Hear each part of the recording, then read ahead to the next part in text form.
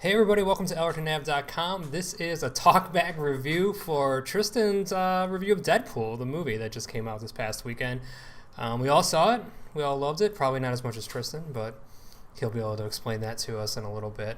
Let's not beat around the bush. Tristan, tell us how much you love this movie. You gave it a 4 out of 5. I gave it a 4 out of 5. Said it changed the superhero genre forever.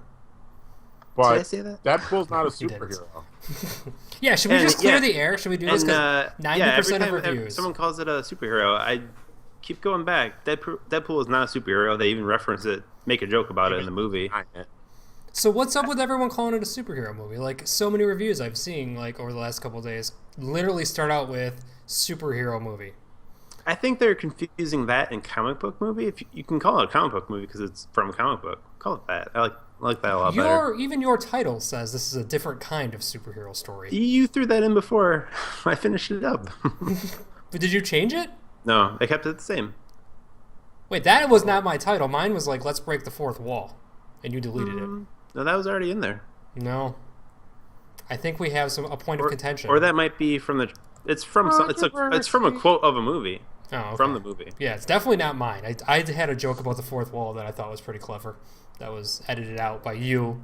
So it's not a superhero story. Let's get away from the bad stuff. Let's talk about the good stuff. Deadpool he's a mercenary. The anti-hero? He's the merc with mouth, anti-hero. And even like he doesn't want to join the X-Men, even though he's recruited seemingly a lot, and Colossus really wants him to join up with the X-Men, but that's not his style, and he doesn't really care about the X-Men's motives or anything. All he cares about is himself and the closest ones to him, which would be his love interest, Vanessa, of course. So he might have a change of heart now that he's reunited with his lady, dude, and all is right in the world. He's got his super schlong. Let's start at the beginning and talk about how closely this follows the comic book. In the comic, is Vanessa part of the comics? Is that a character for the movies, or is that from the comics? Vanessa is a character from the comics. She becomes the character Copycat in the comics, a mutant who can shapeshift. But she is at one point a prostitute and also a love interest of Wade Wilson. Yeah. All right, so they stuck to that part. They remixed it up a little. But they stuck really closely to the comic book, you would say. Very much so. I mean, they changed certain aspects, like Weasel. He is a weapons dealer for Deadpool, but he doesn't normally operate that bar. There's someone else that operates that like mercenary bar that they all hang out in the comics. Blind Al, they changed her story a little, where she was actually at one point. Deadpool was supposed to kill her. He was hired to kill her. It was she was so amazing. That lady was so awesome. The whole IKEA furniture thing, like everything about her was just great. But yeah, he ended up not killing her, and he just kept her around in his apartment as a companion of some sort, like a dog, kind of. Yeah, the little baby hand part, that was actually pretty funny. Oh, the little baby hand is pretty funny. So there were some good jokes, and I think we always joke about Ryan Reynolds on the I was adapted in the Black Party, and pretty much every chance we get, we joke about Ryan Reynolds. He did a pretty good job. Oh, really, Sweeter? You love maybe I'm the one that's joking and saying like, who likes Ryan Reynolds, right? Like none of us. I like Ryan Reynolds. None of I would bet I've been to more Ryan Reynolds movies in a theater in the last 10 years than you guys. I listed off all the Ryan Reynolds movies I've seen. I mean, that's not IMDb a proud accomplishment, but I mean, I know that's why I don't brag about it. But I'm just saying, like, no one goes to the movies to see Ryan Reynolds. Like, for 10 years, no one's gone to the movies to see Ryan Reynolds. Well, yeah, and this is his 5th superhero movie. Actually, it's 4th, but some people count Green Lantern as twice sometimes because that was such a bad superhero movie, or comic book movie, whatever you want to call it. R.I.P.D. was really a big miss of all sorts. He hasn't had, like, a hit since 2009. Yeah. And in this genre specific, he's never had a hit. So that's why I could see why you may have like, is Ryan Reynolds really going to work as Deadpool? But it worked perfectly in this movie. Yeah, I don't know. I think I knew Ryan Reynolds was going to work as Deadpool the second it got leaked out. Yeah, the first time you saw him, we all were like, I mean, he's played Deadpool before in X-Men Origins Wolverine, but that didn't work because the script was terrible. For some reason, which was weird. But he did a real. Didn't they sew his mouth shut in that movie? Eventually, but Yeah. in the beginning, he was normal. But either way, I like him or like him, or as Tristan does, love him. Ryan Reynolds killed it as Deadpool. Like he killed that role. Like he was really good. Like, how'd you feel about his jokes though? Did you guys think the jokes were like, dude, over? Like at sort by the end, it's like, dude, how many dick jokes can you tell in a row? Yeah, but they were still all funny. I don't know. By the end, you weren't a little bit tired of him by the end? Even though they kept saying, like, what's my name?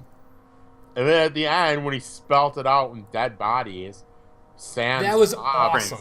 That was awesome. Really fucking funny. Yeah, no, like, it worked. It was just like, oh, dude, like, take it down one notch. I mean, but if you read a Deadpool comic, that is Deadpool. Deadpool tells joke after joke after joke. Even in the most serious situation, he's going to tell a joke. Yeah, no, I've read some Deadpool comics to get ready for this, and I think I said on Adapted I didn't like Deadpool comics at all.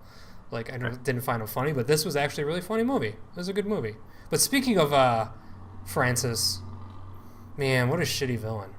Or was he a good villain? I mean, no, I wouldn't call him a good villain. I mean, he handled himself okay in those fight scenes, I'd say. Like, the axe fight scene towards the end was enjoyable. I feel like he was just like a villain thrown in there. Like, he was a subplot of the movie. Like, a lot of it was like his backstory, how he became, and the struggle to find Francis, you know.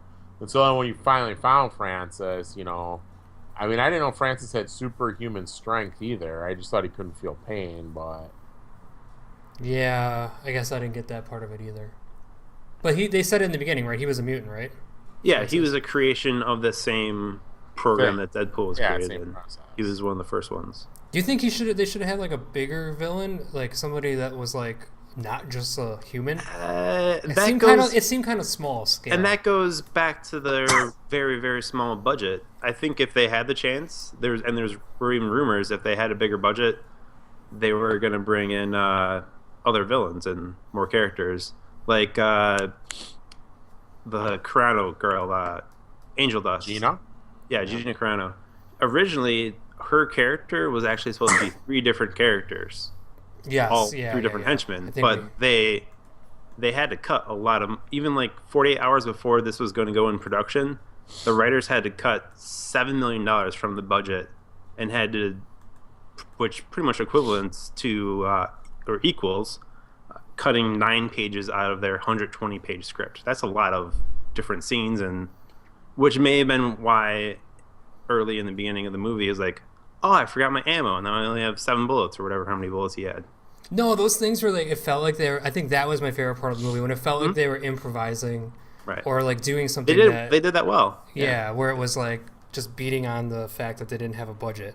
I'm assuming in the next movie, when they have a big budget, they'll do the exact opposite, and we'll all be like, haha, they're geniuses for like ripping on like how much money they have and just wasting money. Like, it's gonna be good.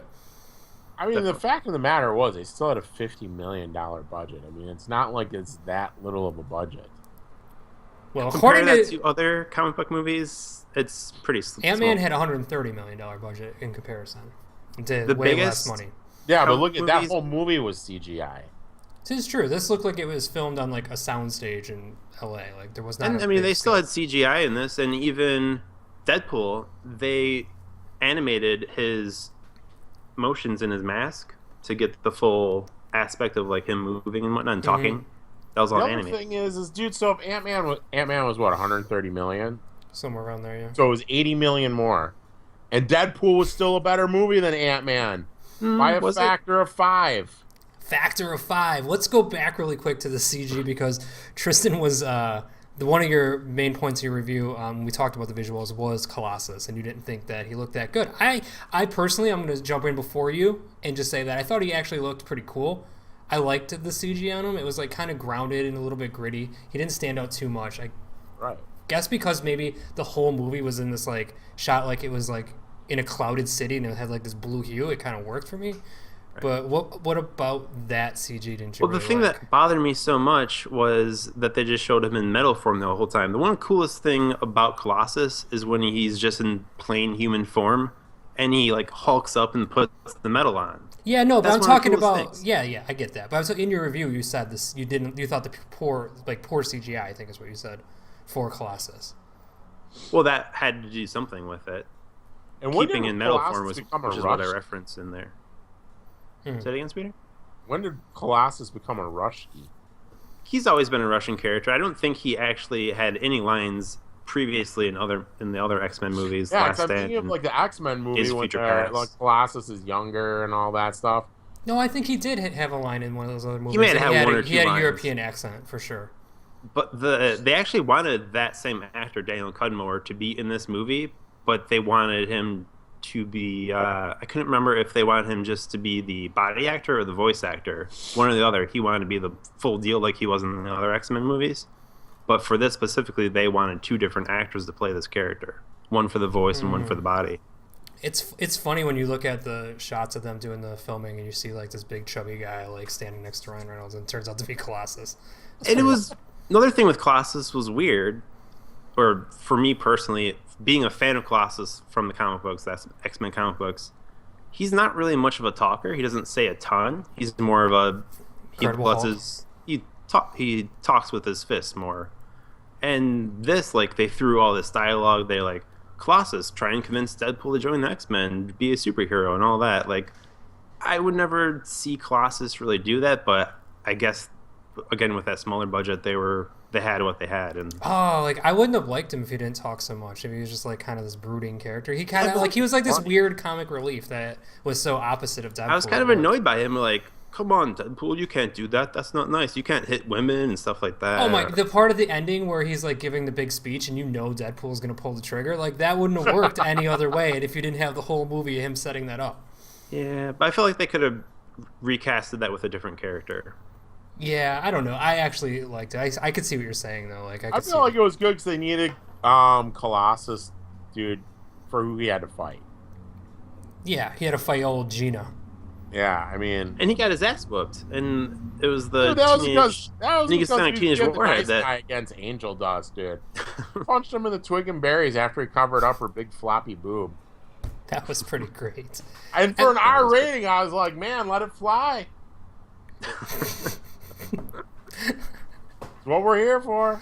So of the sidekicks, which was your favorite? Did you like the new Teenage Warhead? She was pretty good, right? Negasonic Teenage Warhead. I could see her getting expanded more. If you stay for the post-credit scene, they revealed they are working on a sequel right now. The script's being written as we speak, and Cable is going to be a character in the next one. I would think if the sequel is even more popular than this one, as this first one, Number 2 is always bigger. Broken all kinds of records, that they'll eventually bring up a team-up movie with Deadpool, Cable, maybe bring back Colossus, Negasonic Teenage You kind of Warhead. like have to bring those two back now. They're like bring together X-Force team, which would be awesome. And I thought she was like kind of funny, but she literally had like maybe 5 lines in that whole movie. Like the best part about it was when Deadpool was like, "Hey, Sinead O'Connor," and all that other stuff, dude. That was awesome. His banter with that team was really great. I have to give him that. All right, so what else we got here, Tristan? You said it had to be an R-rated movie, and it had to. Like, I can't imagine this ever working in any other way. There were talks that with a low budget that they might cut even more stuff to get down to a PG-13 movie that might have saved some money. But thankfully they didn't do that, and they found other budget cuts because it had to be an R-rated movie. It wouldn't have been as good. They almost could have pulled it off as a PG-13 movie. Like, I don't know, like there wasn't much violence, right? Like there was a couple heads and legs getting lobbed off here and there, and a little sex scene, but they might have been able to pull it off. I don't know. I mean, one of my more favorite parts of the movie is when Deadpool's tracking down, trying to find Francis, and he's going around henchman to henchman, and in the beginning, that was really good too. The Zamboni kill was pretty awesome. That was pretty fun. I'm gonna kill you in like 5 minutes. This movie was actually a really good comic book movie. I mean, there's just so many different parts of it you can fall in love with, like the cab driver. Like he was not a big part of the movie, but he's like, I want more of him in the next movie. Like I want to find out what happened to the guy in the trunk, right? Well, he probably got killed in the car crash, but I don't know what his name was. It was like Dopinder. I forget. Yeah, but I mean, I think we can all agree that this is pretty good, and we want more of this Deadpool stuff, don't we? Definitely. Yeah, And this is awesome. my question, though, before we go, if Deadpool ends up being the biggest comic book movie of 2016, which it has a good shot because it had a really great opening weekend, if it even performs better than X-Men Apocalypse, the other Fox Studio movie coming out this year, I wonder if they go away from their PG-13 X-Men movies and then expand on Deadpool, like I said with Cable and X-Force, and put all their eggs in that basket. For many years, this movie didn't get made because of it being R-rated, and they're like, let's stick with the PG-13 stuff. Wolverine sells and blah, blah, blah. Now they're even talking about Wolverine 3 being an R-rated movie, so who knows? I know, like, that's a hot button topic. We've been talking about it all day. Like, are people going to just jump on the bandwagon and start doing R-rated movies to do R-rated movies? And I don't think so. This feels like it's like an anomaly. I mean, Marvel is owned by Disney, so you know they're not going R-rated, and they've already said we're doing what we're doing. Warner Brothers has said the same thing, but I could see them throwing something out there, some obscure character that needs an R-rated movie, maybe like Lobo, who is kind of a riskier, more character. See, like to me, the R only works because of the humor, right? Right. Like on no other level would does adding an R to a comic book movie like of these kind of comic books make much sense. Like The Walking Dead, maybe, right? Like that could be an R and stuff like a little bit darker, but I don't know, like Superman and Wolverine, like no. I would be a little curious about Wolverine because Wolverine is a lot more graphic than they've ever shown in movies. He does some graphic stuff in the comic books. In my mind, Hugh Jackman, I can't see him handling an R-rated movie. R-rated. He can't handle Wolverine. any X-Men movie. We've all seen it 3 times. He's totally botched it. Maybe it's just time to move on from that. Who knows? Deadpool is the new Wolverine. That's, I think, what we get out of this. We were saying that a long time ago. Mm-hmm. He could replace him. Yeah. So yeah, you gave it a 4 out of 5. I think my score would be a 4 out of 5, unofficial. Sweeter, what would you give this thing? 5 out of 5? Boom. Going 5 out of 5. Nice. Sweeter loved this more than everybody. Like, it wasn't awesome. I went into it with 0 expectations, dude. 0. And I came out of it. And like I said, I was like, I'm going to go see it. Then there was some bad weather. And then I'm like, all right. Cut out of work early. Went, saw the 2 o'clock showing. And probably 85% of the theater was full. At a 2:30 showing, there was older people, people my age, younger people there. How many kids were in the showing? There were kids there with parents. There were a lot of kids at my showing too, which I was surprised by. None at mine, and then they made a lot of those comments about, well, that's the only thing that's going to pull out tonight, and a bunch of those other things, and the unicorn shooting rainbows and all that stuff. I was like, man, you're gonna have some real fucking explaining to do. There was a family sitting right next to me to the right, and anytime some nakedness showed up on screen, the mom made the kids cover their eyes. All right, but what about the violence? They were just like, whatever. Yeah, I guess so. Yeah, I guess just nudeness they had to not look at. Interesting. Dude, how about Stan Lee in the strip club, man? Was that best not Stan Lee awesome? cameo? Probably. You think so? That was pretty good, right? It's pretty high up there. Awesome. Yeah, that was pretty good. I mean, he's done a good 25 of them already, so yeah, it's pretty high up there. All right, we're rambling at this point. Anything else we missed, Tristan, that you want to let the world know about? No, I think you gave a good review. You had a lot of good stuff and made a lot of good points, and we're all kind of on the same page. We really all love this movie, so this is... Tristan, better than Ant-Man? For me, personally, I enjoy the character Ant-Man more than Deadpool. You're high. You know what I'm going to make you... I think we should make you do... About the movie. We should have Tristan rank the comic book movies since they've become, like this generation of comic book movies from 1 to the top. And every time a new movie comes out, you have to rearrange it. And we'll just have it on your page. All right. How do you feel about that? That's a lot of pressure because that is a lot of pressure. Because like movies, like you're constantly shifting your expectations. Like who knew this would turn out to be like what it is? That's like ranking the top Bond films, dude. That's tough. Yeah. Yeah. Thought we were gonna lose the and starting with 2016, there's a comic book movie coming out every 3 months, so there's that also. You are gonna be a busy man. Or even less than that now. You're gonna be busy, Tristan. Hopefully in 2018 you have a new Ryan Reynolds movie to go to the theater to see. I hope so. Deadpool 2 coming soon. All right, I think that's it. I think we're going to wrap this thing up. This is our talk back for Deadpool. Tristan gave it a 4 out of 5. If you haven't read the review, go to the site, check it out. And join him every week on Comic Book Tuesday so you can keep up to date with what he's reading, because it could be a movie. then you know it's going to be a movie. He had a little hint this week. It's always going to be a movie. All right. Talk to you guys later. Later. Bye. Sorry, Tristan.